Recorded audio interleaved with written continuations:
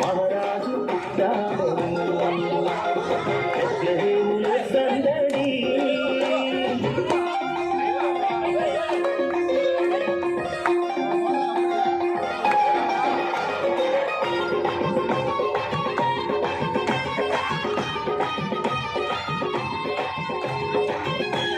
ఏందలుడు నువ్వు